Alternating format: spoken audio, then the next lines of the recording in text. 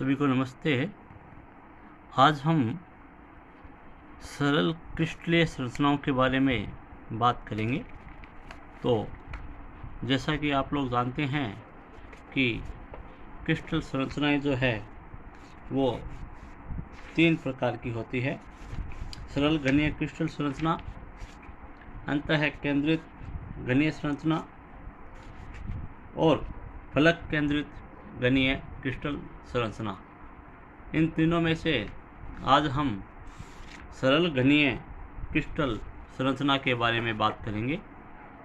तो पहले परिभाषा के बारे में चर्चा करें तो सरल घनीय क्रिस्टल संरचना में अवयवी आधार कण जो हैं ये परस्पर स्पर्श करते हैं और स्पर्श करते हुए घनीय एकक कोशिका के कोनों पर निम्न चित्र के अनुसार स्थित होते हैं।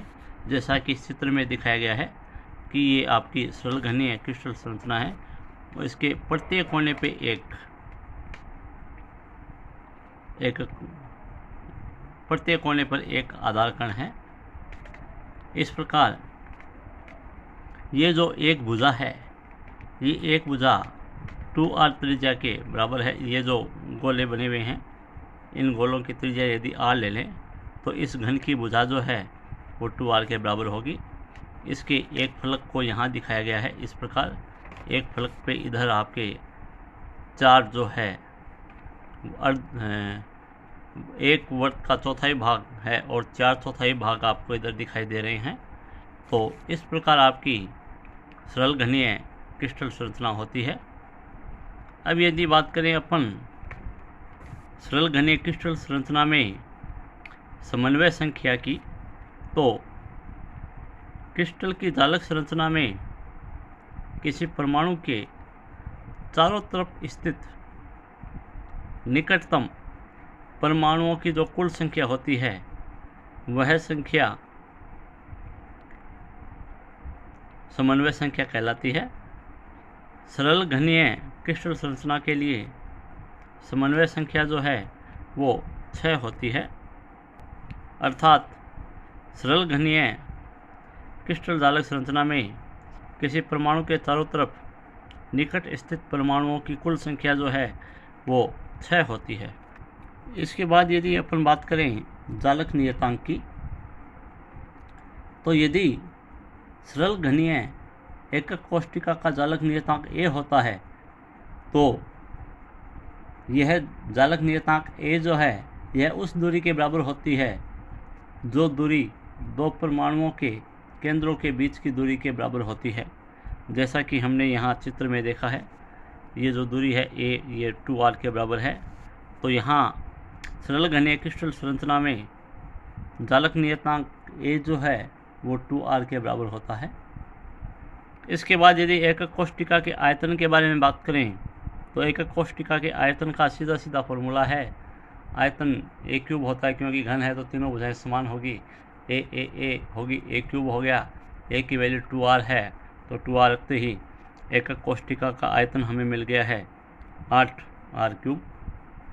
इसके बाद बात आती है प्रति एकक कोशिका में परमाणुओं की संख्या। तो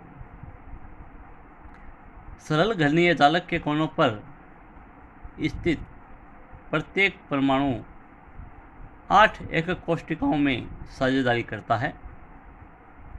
ये देखो इस चित्र में अंदर ये 8 बनेंगे, 5 एक इसके पीछे 6 7 और 8 के साथ साझेदारी करता है। इसलिए एक कोशिका में एक परमाणु के 1/8वें भाग का योगदान होता है। क्योंकि एक पूरी कोशिका में 8 भाग है, इसलिए एक में जो है इसका योगदान रह गया 1/8। क्योंकि एक कोशिका में 8 कोने पर परमाणु होते हैं, इसलिए प्रति एकक कोशिका में जो परमाणुओं की संख्या आ जाएगी वो आ जाएगी 8 गुणा 1/8, जिसे हल करने पे हमें मिल जाएगा 1। इसके बाद बात आती है परमाणुओं का प्रति एकक कोष्टिका आयतन या प्रति एकक कोष्टिका में परमाणु का आयतन। तो प्रति एकक कोष्टिका में परमाणु का आयतन ज्ञात करने के लिए एक कोष्टिका के लिए ज्ञात करें, इसलिए एक कोष्टिका में आयतन होता है 4/3 पाई आर क्यूब। गोले का जो आयतन है वही है 4/3 पाई, एज इट इज आ गया। एक का मान वही यहाँ से आ गया आपका, सॉरी 4/3 पाई आर क्यूब है।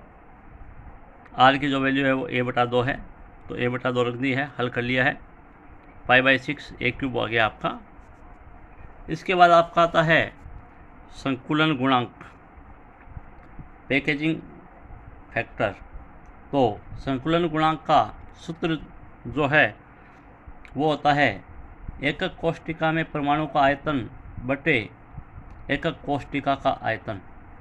अब एकक कोष्टिका में परमाणु का अगर आयतन अपन ज्ञात करें तो वो होता है π/6 a क्यूब, और एकक कोष्टिका का आयतन अभी अपन ने ज्ञात किया है a क्यूब।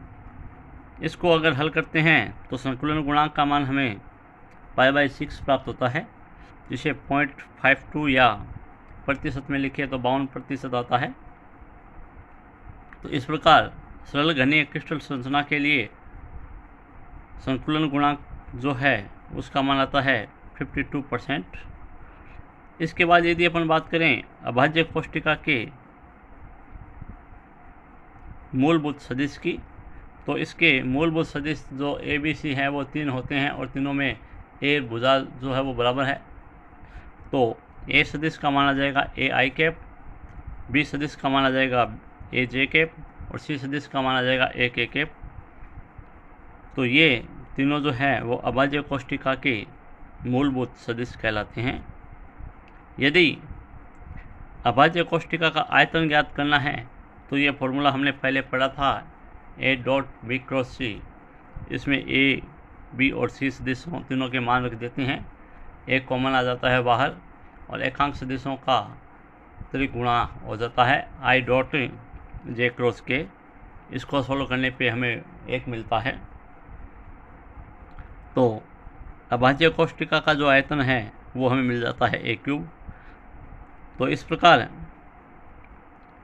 सरल घनीय संरचना में अभाज्य कोष्टिका एवं एकक कोष्टिका का जो आयतन है वो समान होता है।